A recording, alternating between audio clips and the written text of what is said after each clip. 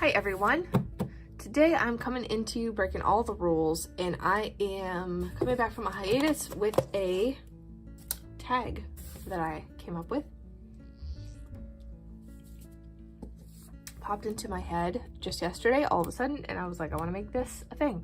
So I'm making it a thing. So I'm really interested to see what other people come up with. I think that this tag is going to be helpful for sharing information between each other, and particularly for people who might be newcomers to the community, trying to figure out what works for them and what doesn't. This can be a great way to help jumpstart them into a position of more confidence and an established routine with their journaling. So the name of this tag is the double top 5 bottom 5 tag. It's a little bit weird, it's a little out there, but hopefully it will make sense once I get started with it. So the way the tag works is you list your top 5 favorite journaling tools or items and your bottom 5 least favorite journaling tools and items. So the things that work for you the most, that you always come back to, that you're always using, and then the things that worked for you the least, that you're probably not going to use, that you might get rid of. And it can be anything, but the spirit of the tag is to pick something fairly specific.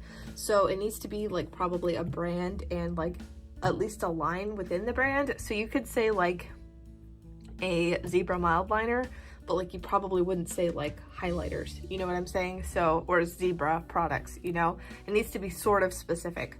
So it makes you get a little bit specific with what you're thinking of. You have to really kind of think about what works best and what works least for you. After that, then it's the top 5 techniques or routine elements, or this one's a little more nebulous and conceptual, but like things that you do when you journal that have worked for you, and then bottom 5 things that you've tried to do to get you journaling that do not work in terms of ideas. So let me start with my top 5. Actually, I'm going to start with my bottom 5 least favorite things that have not worked out for me so well when I journal. So number 1, unfortunately, that has been the worst is this Perry Pages printer. I really wanted this to work out, but it just fades too quickly, and there's really no point using it because it fades so fast. Part of that problem is the receipt paper that I bought to refill it is too low quality, so it fades really fast. And the one that came with the printer is better, but it's a lot more expensive, which defeats the purpose of having this printer. Cost was the main allure of this. So I'm just gonna get a regular printer, I think, and I'll probably get rid of this at some point. It's not very good. So I've got a review for that that'll be up in an iCard somewhere, but this is my final take on that printer. Second thing that I'm also sad to report, that I also have a video on my channel about, is this journal cover that I made. It took me a long time. I feel a little weird putting this on because I made one for a subscriber slash friend who I'm gonna send it to. I haven't sent it yet because I've been very busy with other things, but I did finish one for her, and this just I didn't end up using it as much as I wanted to because I was always afraid I was going to get it dirty when I took it anywhere. So I ended up leaving it off the journal that it was made for most of the time. I still really like it. I think it was like a good idea and concept, but in practice, it was just not for me. Okay, third thing that does not work out too well for me is, wait a minute, we did 1, 2, 3, okay. Third thing that did not work too well for me is glue sticks. These do not stick. I don't know why. I try to get these extra strength ones. Glue stick just never has worked for me ever in my life, and I don't understand. It seems like it works for everyone else.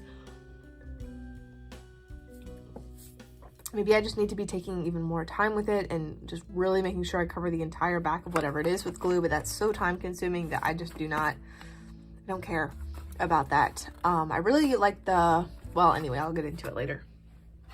The fourth thing that worked out horribly for me was this handmade insert. This was originally like a knockoff traveler notebook insert that I reinforced with chipboard. I put scrapbook paper over it. I reinforced the spine with duct tape. I coffee dyed all the pages and like made it into a junk journal insert. And it would have, I don't know what it would have been like if it had worked. It could have been great if it had worked, but nothing stuck to any of the pages. Like all the washi tape just peeled away from the pages. I don't know if it's because the paper was low quality. I'm not sure what the deal was, because I've coffee dyed like very cheap composition book paper before and had no problems like this, but this one just fell apart immediately, and it was so very disappointing. I did not like it. I did not care for it, and it was just really lame. So this sucked. This is like my least favorite insert ever. Even the quality of the writing inside of it is just low quality journaling because I was just trying to get through it so I didn't have to deal with this inconvenient hunk of paper anymore.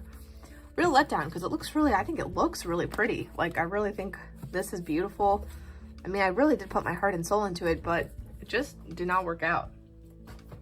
And then finally, one of the least useful things, unfortunately, I hate to say it, is actually this washi tape. I got a set on sale from Michael's. It was like a Recollections washi tape set with a bunch of, I have like 3 of these little containers filled with it, and it's solid colored washi tape. It's like medium width, and something about the color selection or the width or something like just doesn't really, I use it sometimes, but it was a real letdown because I thought I was going to be using it all the time, but it's really too thin. It's not wide enough to really make the kind of statement that I want to make with like washi tape if I'm going to make it like the focus of a page. And it's also not really so great for like being an edge because it's too thick to like line off a thicker washi tape. So it's kind of in this weird limbo. Sometimes I use it to attach like vellum or like a tip-in, but it's really too thin to do that effectively. So it's just kind of an annoying width. I am going to use my way through it. It's not like horrible. That's why it's like the last item, but it's not good. You know, it just isn't great. Okay, but now we get to do the fun stuff. We get to do the top 5. Let's see, what order do I want to do this in? 1, 2, 3, 4, 5. This one's really tough. These are going to be not so much in a particular order because I really like all of these things. But thing number 1, Elmer's rubber cement. This stuff is the perfect solution for adhesive for me, the way that I do things. So it's very affordable. You can really do it quickly. You don't have to be careful with it because even if you get it all over the place, it's designed to be, you can just rub it away if there's excess anywhere. So you can just rub it off with your hands, which is really satisfying actually. So this is pretty brilliant. I really like this stuff. My friend turned me onto it when I was younger, and I wish I would have remembered that sooner because I was wasting so much time with the glue stick. Something else I used to really like were those tape runners that you could get at like Michael's, the adhesive dot runners or the glue runners. Those were so good, but they are extremely expensive to buy the refills for, whereas this is much more affordable. So this is the one I ended up using, and this is my key adhesion, which is important because it kind of goes along with this, which is my corner rounder. This I got off of Amazon for about $8, and I've had it for years and years. I only ever do like one piece of cardstock or paper with it at a time, and it's held up brilliantly. It really gets the job done. I like this because a lot of my journals that I like have rounded edges, or rounded corners, so I want the paper to line up with it. I really like using scrapbook paper in my journals. That's been one of my favorite things for a few years now, and I couldn't put that as one of my top favorite items because it's too generic. But these 2 things help work with the scrapbook paper to make it look really nice and to save me a lot of heartache. Next will probably be, okay, so this is also a Michael's Recollections washi tape collection. They have like 3 tubes of it, and I've got them on my desk as well. And they're solid colors, and they give you a metallic one about this width and a glitter one of about this width. Not so much of either. Then they give you a ton of this little thin matte one. You can see that red one. And actually, in particular, the matte thin ones have been so awesome. They really can clean up a washi tape look. If you have like a thick piece and then you border it with one of these thin little matte pieces, that really adds a really nice finishing touch that really makes it look professional and clean and just really put together in a way that it doesn't look with just that one piece. So I've really been enjoying these. They come in really nice colors too. Like, as opposed to the other bad ones that I was showing you, these have nice colors that are kind of neutral and muted, so they don't look too brash. So you get this nice kind of autumnal orange and this goldenrod yellow instead of like a bright weird yellow that's not going to fit in anywhere. These are more muted. So I really like these. It was kind of expensive because I got like 3 of it. There's like 3 tubes they have with these sets, and it was like probably like $10 a piece. So I probably spent like $30, but I've gotten so much use out of all of these, even the glitter and the metallic ones, that it was definitely worth it for sure, 100%. So then next, of course, is going to be my Lamy Safari pen.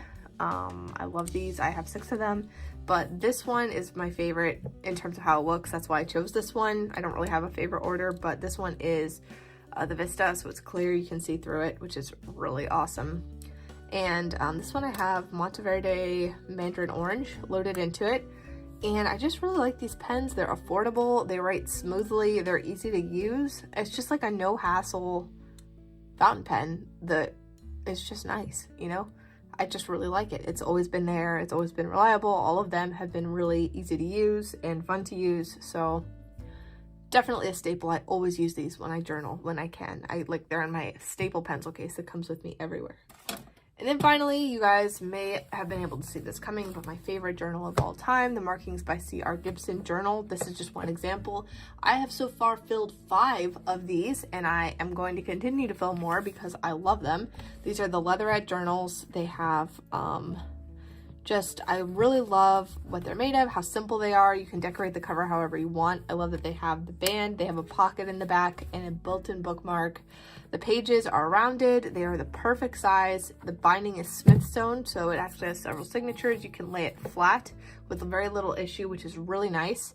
The cover is just hard enough. It's not too hard, not hard enough. It's great for writing on the go or at the desk. And the pages are a nice cream color page with thin gray lines that are just the perfect width, so the lines are not distracting, but they're there and they provide the perfect guidance so that my handwriting stays straight. I love these journals. They inspire me so much, and this has been my favorite journal for several years as well, and will probably always be my favorite journal. There's not really any contenders for that spot. This is the number one. Okay, so for the bottom 5 techniques for journaling, I would say one of them is definitely comparing myself to other people. So even though I don't have a lot of IRL journaling friends, whether it's somebody on Instagram or YouTube or even Reddit, I can often find myself comparing myself to them and then kind of questioning what I'm doing, and it can kind of throw me off sometimes. Like, remember when traveler's notebooks were really popular, and I knew those weren't going to work for me, and I knew that it was not worth it for me to spend that kind of money to know, like, if it was going to work for me when I knew that it wouldn't. That was something that was kind of distracting at the time. Like, they looked really nice, and what other people did with them was really nice, and it was really appealing to me, but I knew that it wasn't right for me. So that kind of is just something I can do sometimes, questioning whether what I'm doing is as good as what other people are doing, when in reality we're all different people. So what I'm doing is probably right for me, and what they're doing is probably right for them.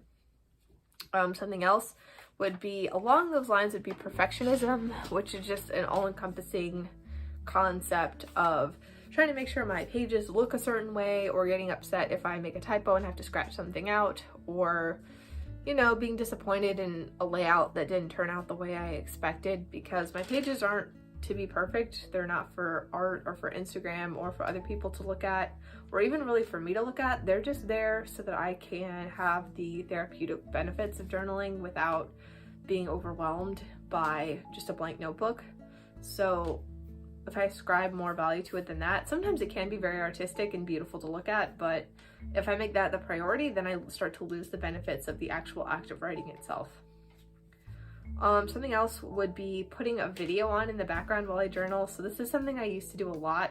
I would log into my journaling YouTube account, this one here, and look through my subscriptions and watch people's videos, and I like that because it was a good way for me to keep up with everyone's videos on the regular. But the problem is it's kind of distracting when I'm writing. I have a hard time hearing someone else talk and then write at the same time. So recently I've found that if I can just kind of overcome that desire to do that and instead put on like a nature sounds video, I actually get better quality of writing, more concentration out of it. It's really hard to produce sentences and listen to words at the same time. It depends on the task. Some tasks you can do fine, even cognitive tasks with background noise on, but when it comes to like producing your own sentences, listening to someone else say sentences, it just doesn't work with my brain. Another one would be having a routine for journaling. So this one's kind of tough because it depends on how you define routine, but if I'm like, I have to write every morning and every night before bed, and if I don't, I messed up, that doesn't really work. Like trying to write at the same time every day. Like sometimes I'll have a streak of writing at the same time several days in a row, and it's really, really great. Like I have had chunks of time where I wrote every morning and every night, and that was really great at that time, but it's just not a static thing. It does change when I want to write. Sometimes there's a day where I really don't need to, and then sometimes there's a day where I need to spend like an hour and a half writing, and that's just that. So trying to force myself to make sure I'm getting something in there every day is not always productive. And I used to think that I'd miss out on memories, or I would miss out on, you know, important processing of thoughts and ideas if I skipped a day. But the truth is, I don't have important, significant thoughts every day, so it's fine.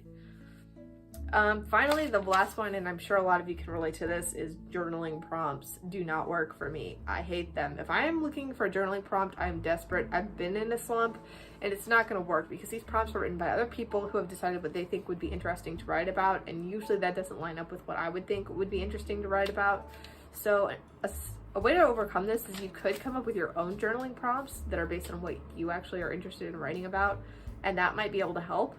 But overall, I would avoid any journaling prompts, whether it's from Pinterest or Instagram or just Googling it. It's worse and worse. At least some people in the community on Instagram like can come up with good ones sometimes because they're more in touch with actual journaling day to day for years and years. But these like pop psychology websites that give you prompts, it just doesn't work out for me. All right, now let's do the top 5. This is much more fun. So for me, number 1 would be pre-decorating. If I just have a blank notebook to look at, that stresses me out. So I just love putting decorations in first. And this is one of those places where like comparing myself to other people can be negative because I always get a little nervous. Like not a lot of people in the community do this. I don't think some do, but usually it's a no. People are like, I don't really get this because what if you feel a different way that day than the way you decorated? And that's not really the point. The point is to just make sure there's something there so I can feel comfortable enough to write instead of just paralyzed by all that white space. Something else that's really helped me, it's taken a long time to develop, is honesty in journaling. Instead of thinking, you know, what if somebody read this, or what if, you know, what if I change my mind about this and feel bad for writing it down? It's like, no. Just kind of letting all of that worry go and realizing that this is the process, like writing it down is the process. It's capturing a moment that's going to pass.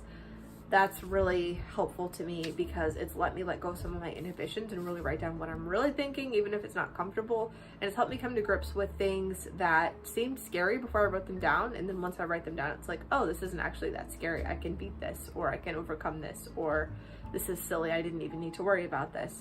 So, you know, everybody's at a different stage. Some people are just never going to feel comfortable writing and being fully honest in their journals. I'm never fully honest, but like the more honest I get as I strive towards that 100% honesty mark, it's really been helpful to me cognitively and mentally to, you know, really take note and take inventory of what is actually going on, and then being able to then think about how to address that.